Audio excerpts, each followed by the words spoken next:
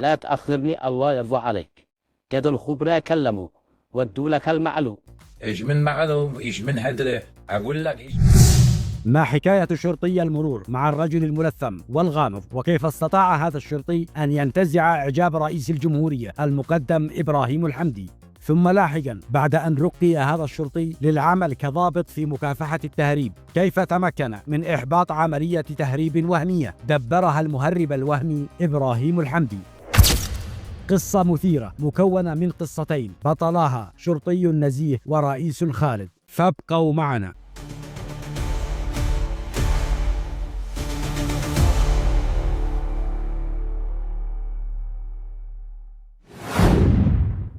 في أحد أيام العام 1975 كان شرطي المرور أحمد ناجي علي العامري في مكان عمله المعتاد بجولة التحرير في العاصمة صنعاء، يمارس عمله ويتنقل بين صفوف المركبات بحيوية ويقظة. يومها كانت عدة مركبات تنتظر دورها بالعبور، ثم انضمت للطابور سيارة أخرى لم يكن عليها غير السائق، ولفت نظر الشرطي العامري أن ذلك السائق طوى الغترة حول وجهه بإحكام وعناية وبشكل يبعث على الشك والارتياب، فناداه على الفور: ياي على جنب يا ابو الغتره. وكاد الحظ يلعب لمصلحة السائق الملثم، ففي نفس اللحظة التي ناداه فيها لمعت الإشارة الخضراء، فسارع الرجل إلى انتهاز الفرصة للانطلاق متجاهلا أوامر الشرطي، لكن الشرطي وثب بخفة الفهد أمام السيارة وخبط بباطن كفه الغليظة سطح غطاء المحرك بكل عنف وهو يصرخ فيه: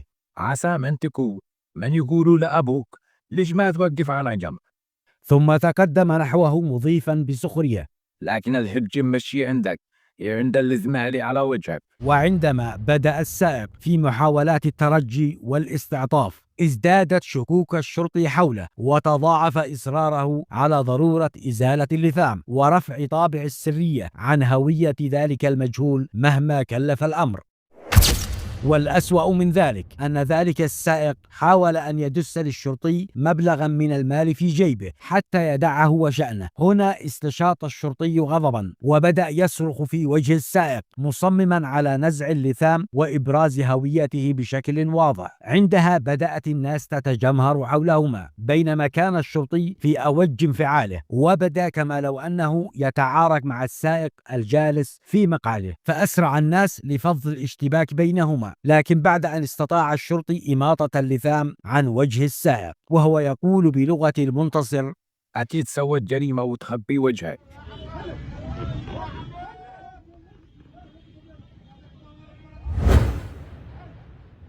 وقبل أن يتبين الملامح بما يكفي أبعده الناس المفارعين للخلف، وعندما اقترب الناس من السائق أصابهم الهجوم والذهول فجأة حين شاهدوا الرئيس المقدم إبراهيم محمد الحمدي بشحمه ولحمه يقعد أمامهم مبتسما هادئا وبمنتهى البرود.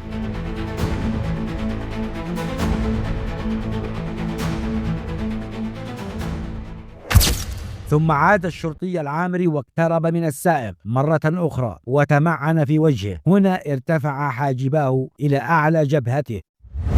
اختنقت عبارات الاعتذار المرتبكة بين شفتيه الجافتين قبل أن يشده الرئيس الحمدي إليه مقاطعا إياه: لا تعتذر ولا شيء، أنا من يجب أن يعتذر منك.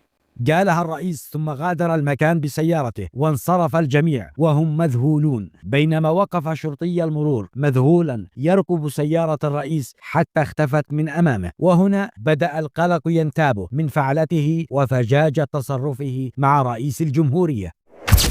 في اليوم التالي وبينما كان الشرطي العامري منهمكا في أداء عمله المعتاد، هرعت إلى جانبه دورية عسكرية تتبع القيادة العامة للقوات المسلحة والأمن، طالبين منه الصعود معهم، وبكل هدوء ركب معهم وبدون أي اعتراض.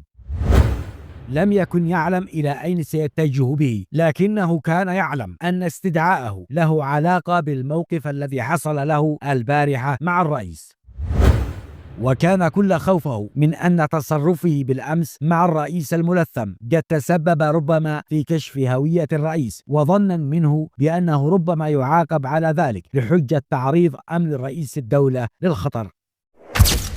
في أثناء طريقه لمواجهة مصيره المحتوم ظل يتساءل بينه وبين نفسه: ماذا سيحل بي من غضب القائد الحمدي؟ هل سيكون مصيري القلعة أو سجن العداء؟ لكنه كان يحاول طمأنة نفسه ويقول في سره: لا ما أقوى بجي، أنا غير أديت واجبي. واستمر في الحديث مع نفسه: صح إني أديت واجبي، لكني زيدت به وانفعلت وغلطت على القائد الحمدي، وأكيد لابد من حبس أقل حاجة الشهر. أيوة، والفعله أمانة إن أحسن شيء أفعله أول ما أوصل عندهم إني أطلب يسرحوني من الخدمة، أدب لي على تطاولي. وفي غمرة انشغاله بوساويسه وصلت الدورية مبنى القيادة العامة. بمجرد وصوله أدخله مدير المكتب مباشرة إلى الرئيس المقدم إبراهيم الحمدي، الذي قام باستقباله ومصافحته بحرارة ومودة بالغتين. وبوجود اليوسفي تم تكريمه بوسام رفيع كما تشاهدون الآن أمامكم في الصورة، كما تم ترقيته لرتبة ملازم أول مع مكافأة مالية وشهادة تقدير.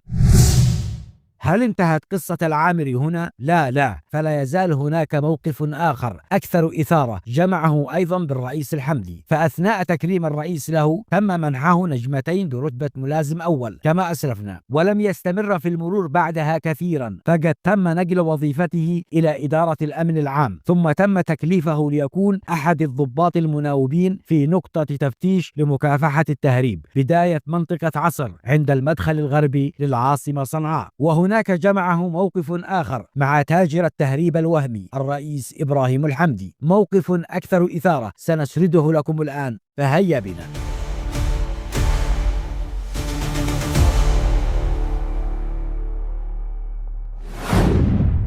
عادة أجواء الليالي الباردة والممطرة هي الأجواء التي تناسب المهربين كثيرا بحكم تأثيرها السلبي على كفاءة رجال الأمن، إضافة لزيادة إرهاقهم في عملية التفتيش، بالنظر لأن مركبات النقل عادة تكون مغطاة بالطرابيل ومشدودة بالحبال. وفي ليلة كهذه كانت نوبة الملازم أول أحمد العامري الذي أمضى جزءا منها في تفتيش السيارات القادمة من اتجاه مدينة الحديدة ومناطق أخرى. وأثناء تأديته عمله أقبلت مركبة ستاوت تويوتا عليها طربال وهي تسير ببطء حتى كادت تبلغ نقطة التفتيش، لولا أن سيارة جيب جديدة لنج بقراطيسها تجاوزتها. فبدأ الملازم العامري بتفتيش الجيب التي لم يكن على متنها غير السائق ومرافق وحيد، وكلاهما متغطيان من البرد. وبداية ناوله المرافق مربط قاك قبل أن يطلب منه الملازم النزول لتسهيل عملية التفتيش.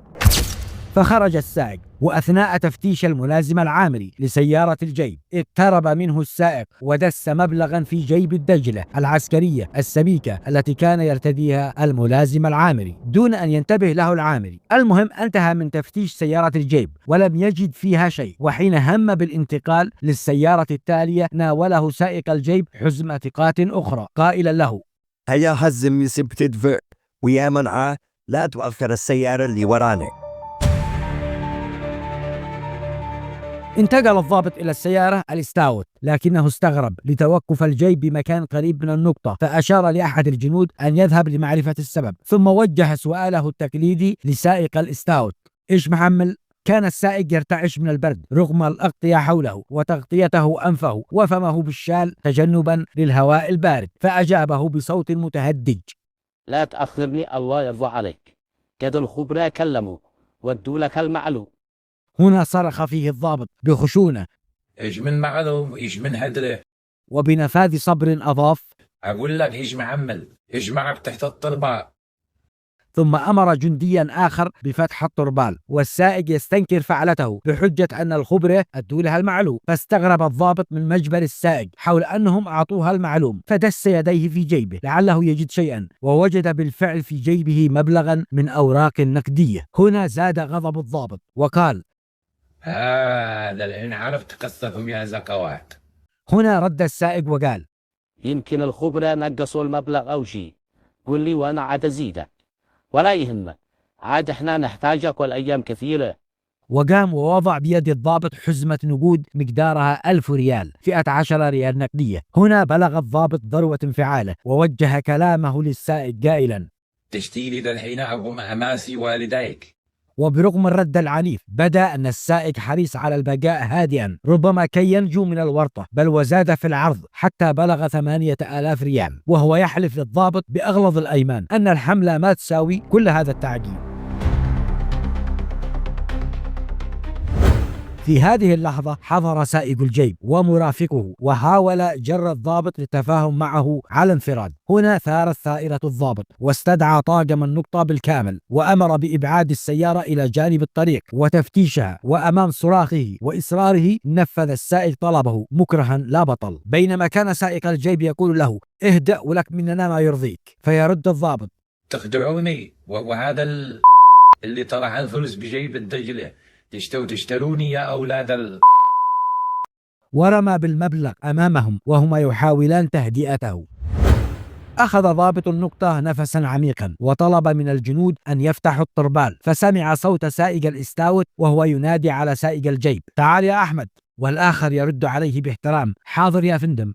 هنا استغرب الضابط وقال وعد بينكم يا فندم، ثم استدرك مخاطبا السائق بلهجة تحدي حازمة اسمع، حتى لو تكون إبراهيم الحمدي ولا أبو لابد ما أوصلك للداخلية.